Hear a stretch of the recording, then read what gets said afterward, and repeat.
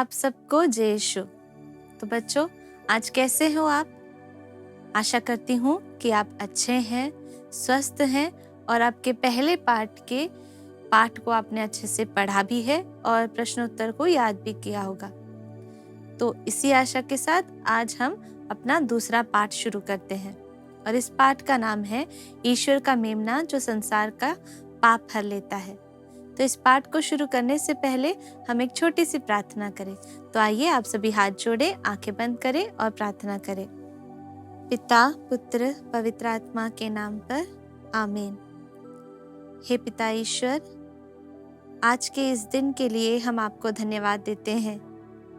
हे पिता, हमें भी आपके प्रिय पुत्र के समान, उन्हीं के जैसे आपके प्रिय पुत्र पुत्रिया बनने की आशीष हम पर दीजिए, ताकि हम सदा आपकी इच्छा को पूरा कर सके।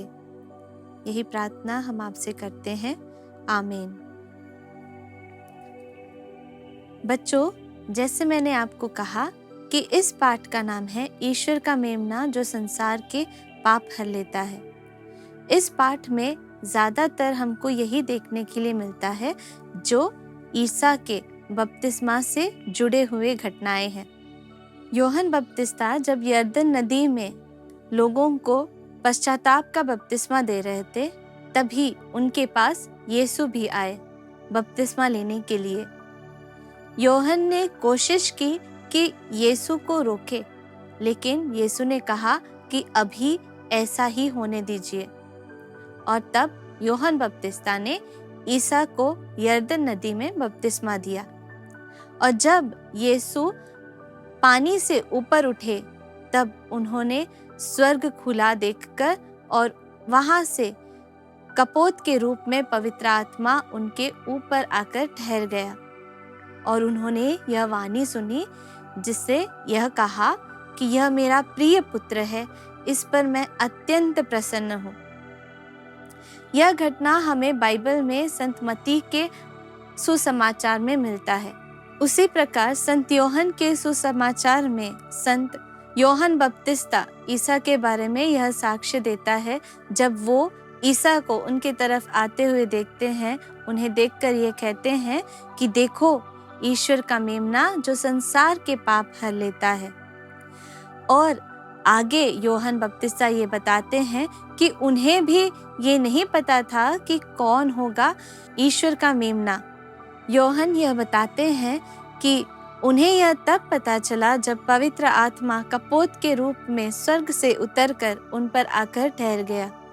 इस प्रकार यूहन्ना बपतिस्ता ईसा के बारे में साक्ष्य देते हैं कि वे वही हैं जो संसार के पाप को अपने ऊपर लेंगे। ईसा के बपतिस्मा के अवसर पर हमें पवित्र त्रित्व का रहस्य प्रकट हुआ। पवित्र त्रित्व यानी पिता, पुत्र और पवित्र आत्मा। पिता अपनी वाणी के रूप में, उनके स्वर के रूप में, पुत्र ईसा बपतिस्मा लेने के लिए आए, विनम्र भाव से खड़े हुए, और पवित्र आत्मा कपोत के रूप में ईसा के ऊपर आकर ठहरते हुए। इस प्रकार पवित्र त्रित्व का रहस्य जो मानवीय बुद्धि के लिए अग्राह्य थी, वह इंसान के लिए, मनुष्य के लिए ईश्वर ने प्रकट किया।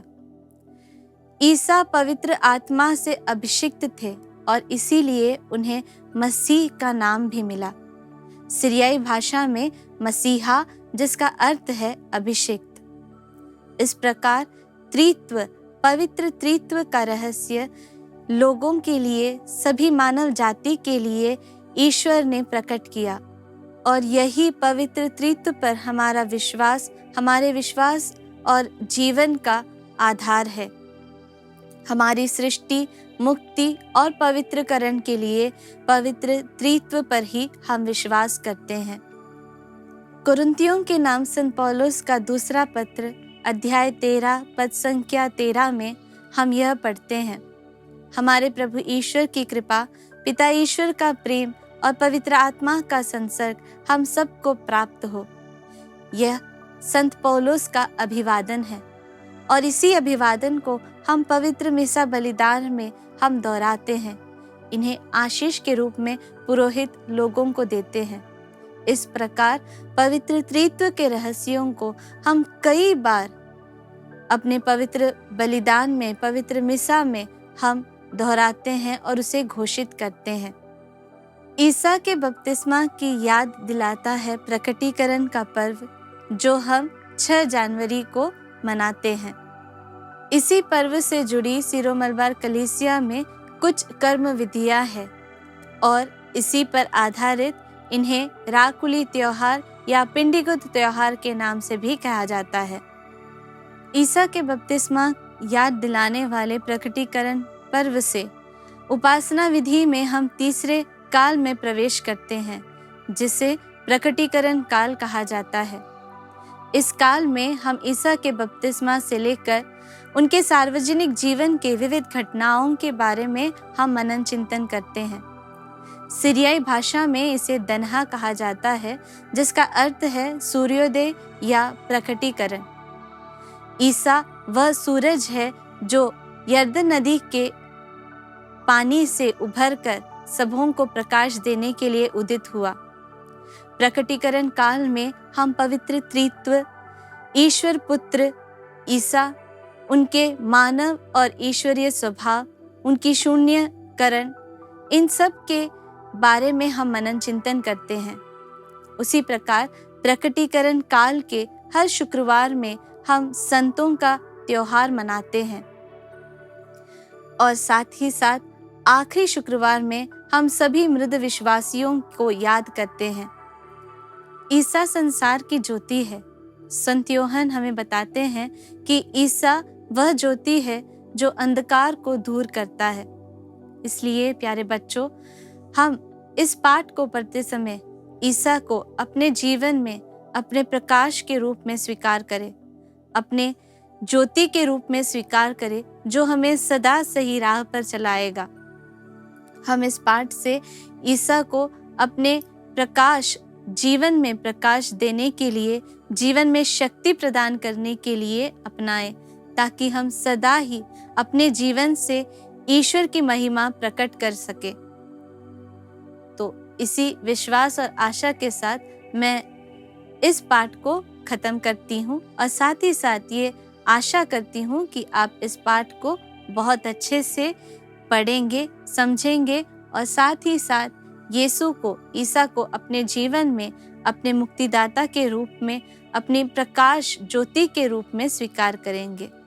तो आइए बच्चों, हम इस पाठ के गीत को हम सुनेंगे और मैं ये आशा करती हूँ कि आप इस गीत को सुनकर आप याद भी करेंगे और अपने मन में गाकर ईश्वर की महिमा भी करेंगे। प्रभु जी तेरा बपतिस्मा मनुज को स्वर्ग पहुँचाता, हमको यह वरदान व देता, वह है सच्चा जल सोता। बपतिस्मा से नर सारे प्रभु के बच्चे बन जाते, प्रभु निज करुणा में उनको त्रित्व के भेद भी प्रकटाते। तो बच्चों, अब हम इस पाठ के प्रश्नोत्तर को हल करते हैं। आपका पहला प्रश्न है, ईसा के बारे में योहन का साक्ष्य क्या था? इस प्रश्न का उत्तर आपको पेज नंबर 17 में मिलेगा, जो इस प्रकार है। ईसा के बारे में योहन ने यह साक्ष्य दिया, देखो ईश्वर का मेमना जो संसार का पाप हरता है। आपका दूसरा प्रश्न है, ईसा का बपतिस्मा क्या दर्शाता है? इस प्रश्न का उत्तर भी आपको पेज नंबर 17 में मिलेगा, जो इस प्रकार है। मानव पापों के प्रायश्चित के लिए वे जो बलि कलवरी पर चढ़ाने वाले थे और उनका महिमामय पुनरुत्थान आदि प्रभु ईसा का बपतिस्मा दर्शाता है। आपका तीसरा प्रश्न है, ईसा के बपतिस्मा के अवसर पर त्रित्व का रहस्य कैसे प्रकट हो गया? इस प्रश्न का उत्तर भी आपको पेज नंबर 17 में प्राप्त है। पुत्र ईश्वर बपतिस्मा लेने के लिए विनम्र होकर खड़ा था पिता ईश्वर ने पुत्र पर प्रसन्न होकर ऊंचे स्वर में साक्ष्य दिया कि यह मेरा प्रिय पुत्र है। पवित्र आत्मा ईश्वर कपोत के रूप में उतरकर उन पर ठहर गया। आपका चौथा प्रश्न है, सीरो मलबार कलीसिया में प्रकटीकरण पर्व से जुड़े हुए 2 रिवाज प्रचलित थे, वे कौन कौन से हैं? इस प्रश्न का उत्तर आपको पेज नंबर 18 में मिलता है, जो इस प्रकार है। सीरो मलबार कलीसिया में प्रकटीकरण पर्व से जुड़े हुए 2 रिवाज प्रचलित थे, वे राकुली त्योहार और पिंटिकुत त्योहार कहलाता है। और अब आपका आखिरी प्रश्न है, प्रकटीकरण काल में हम मुक्ति के कौन से रहस्यों की याद करते हैं? इस प्रश्न का उत्तर भी आपको पेज नंबर 18 में प्राप्त है। प्रकटीकरण काल में हम पवित्र त्रित्व, ईसा के ईश पुत्रत्व, उनके मानव ईश्वरीय स्वभाव, स्वयं शून्य बनना, सार्वजनिक जीवन आदि मुक्तिदायक रहस्यों का स्मरण करते और मनाते हैं। तो आइए बच्चों, इस पाठ को समाप्त करते करते हम एक छोटी सी प्रार्थना करें। तो आइए आप अपने हाथ जोड़ें, आंखें बंद करें और प्रार्थना करें। पिता, पुत्र, पवित्र आत्मा के नाम पर आमीन। हे पिता ईश्वर, हमें आपके पवित्र आत्मा से भर दीजिए, ताकि हम अपने जीवन के हर पल में पवित्र आत्मा का अनुभव करते हुए आपके स्वर को सुन सके, जो सदा हमसे यह कहता है कि हम आपके प्रिय पुत्र पुत्रियां हैं। इस विश्वास पर जीते हुए हमें आपकी महिमा सदा करने के लिए आशीष दीजिए। यह प्रार्थना हम करते हैं। आमीन।